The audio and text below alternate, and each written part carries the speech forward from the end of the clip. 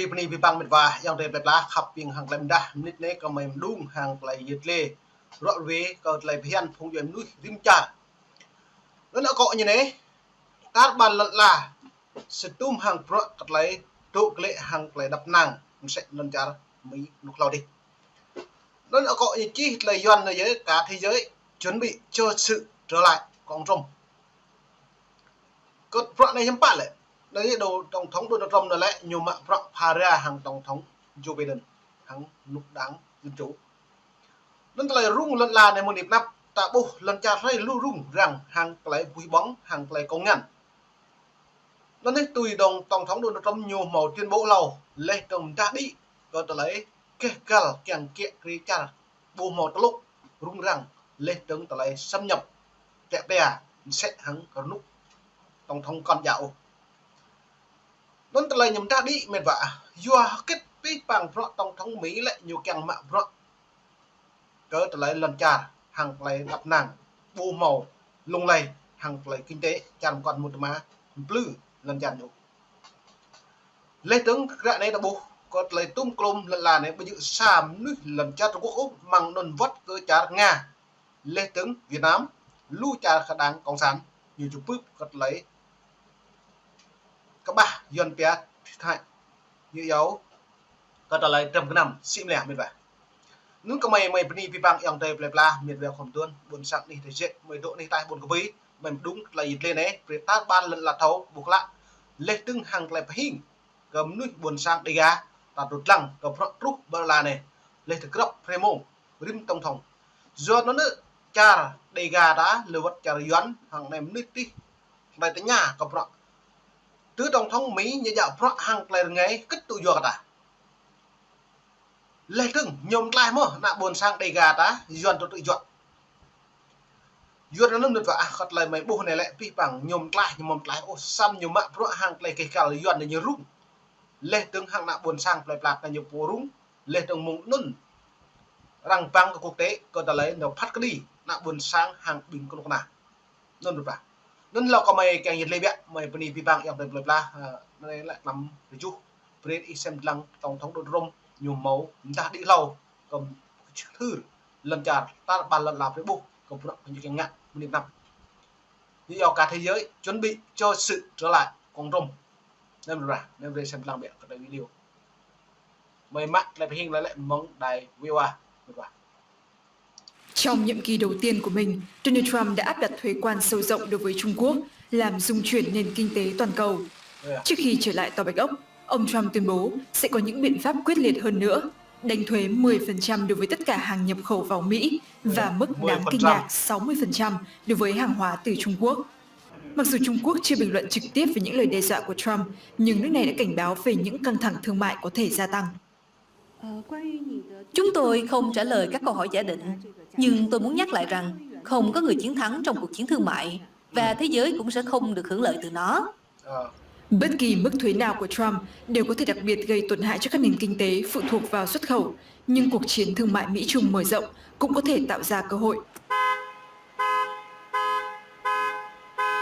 Nhiều quốc gia được hưởng lợi khi hoạt động sản xuất chuyển khỏi Trung Quốc để tránh thuế quan.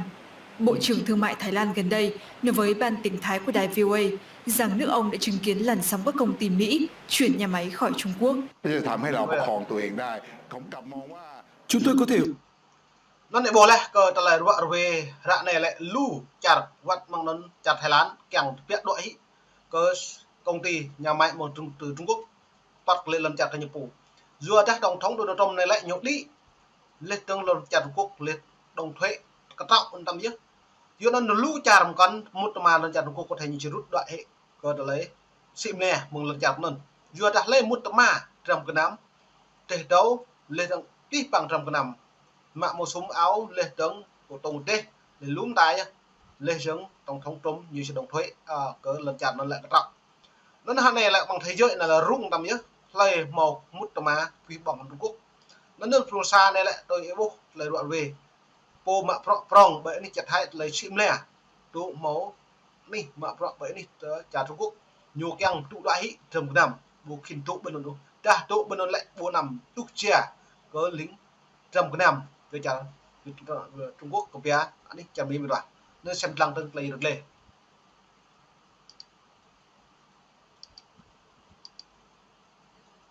Chuyển nhà máy khỏi Trung Quốc. ที่จะทำให้เราประคองตัวเองได้ผมกลับมองว่า Chúng tôi có thể vượt qua được điều này. Tôi thực sự coi những vấn đề này là có lợi cho Thái Lan. Tôi tin rằng chúng tôi có thể trở thành điểm đến đầu tư cho mọi quốc gia. เหมือนกับไงอะทุกคนจะเข้ามาลงทุนในประเทศไทย Tuy nhiên, cách tiếp cận đó đi kèm với rủi ro. Nhiều quốc gia được hưởng lợi từ làn sóng sản xuất rời khỏi Trung Quốc hiện phụ thuộc rất nhiều vào xuất khẩu sang Hoa Kỳ, khiến họ càng dễ bị tổn thương hơn trước bất kỳ mức thuế áp đặt nào của Trump hoặc những nỗ lực trấn áp hàng hóa được đóng mác tại nước thứ ba. Những mối lo ngại còn vượt ra ngoài phạm vi các đối tác thương mại lớn nhất của Mỹ. Ở châu Phi, liên thương mại với Hoa Kỳ vốn đã hạn chế, thuế cao hơn có thể khiến việc tiếp cận khó khăn hơn, theo lời một nhà phân tích nói với đài VOA.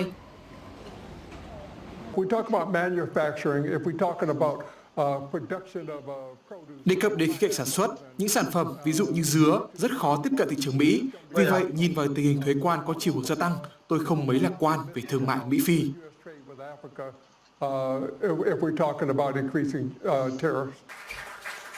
Phần lớn sự bất định bắt nguồn từ sự khó lường của Trump. Một nhà phân tích nói rằng trong nhiệm kỳ đầu tiên của mình, ông thường sử dụng viễn cảnh về thuế quan như một công cụ thương lượng trước khi đạt được các thỏa thuận thương mại riêng lẻ.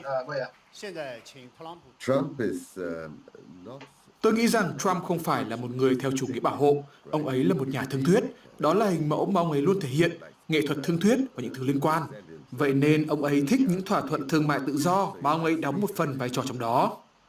Vậy à, nó nhất là này là rằng bình luận của lại tổng thống Donald Trump hàng lại ra rõ về như một càng lại thương mại tự do như càng hàng lại bố màu bố lại cản trở càng lại lư lệ của trung nua hàng lại trăm cái năm chịu nè chả bị ôm rất nên mức của lại này đã bố mệt vả từ đã tí bằng một lần cha mạ bố màu lại tương tự tương đỡ lưu nhựa giò hàng giá hàng nhái trăm cái năm này đi lưu mong nuôi là buồn sang thiệt hại rồi. Lần tôi tổng thống Donald Trump này lại nhu khắt khe với mắt cợt lại hàng giá này, hàng hóa này, gian mác này. Bắp như vậy.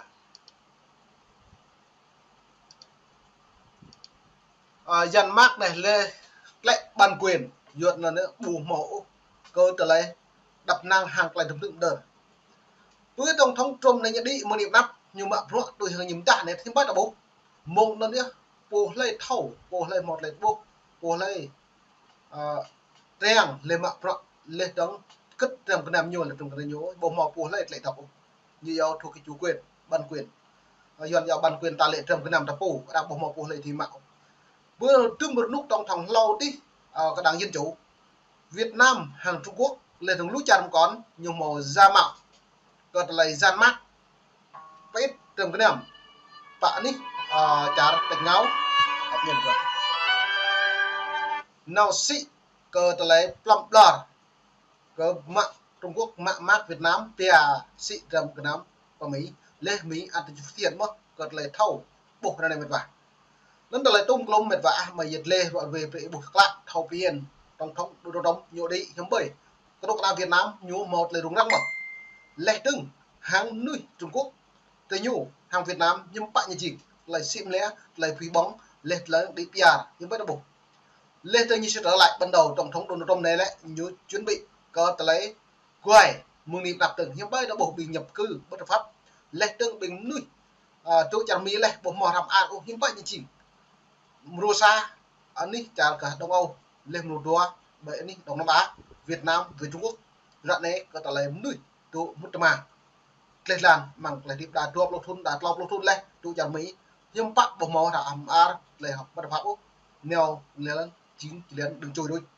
nên mình phải còn lấy tung lum và dịch lấy vậy đoạn về tạo buộc tổng thống Trump nó lum nuôi hill giờ ta nhưng mà đoạn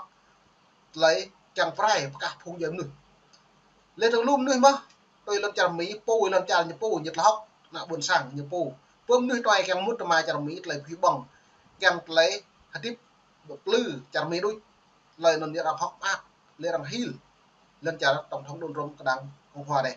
nên mình phải nên luôn nuôi lại đà ông hậu po này đà du po đi đà sport po này nên tổng thống lại biến lần trả Joe Biden ăn kẹt cái lần trả mỹ mà tổng thống Donald Trump kẹt cái trả mỹ mà xăm tua po khoa này po sang po nó được kẹt cái này xăm khoa bấy thâu đi biạt là buồn sang khoa nó là buồn sang họ bố khoa bay lại bố thâu đi biạt buồn sang tập năng bố lần bố sang bố buồn bố mọc rõ mạ màu bó duyệt nó rằng một mà lưu đây chính thiệt hại cờ chính bố phun sang nên mệt vã có khắp bạp bịp vàng mệt vã đẹp là buồn sang cho nên nhiều phim chích lên nì mệt vã buồn sang khắp yên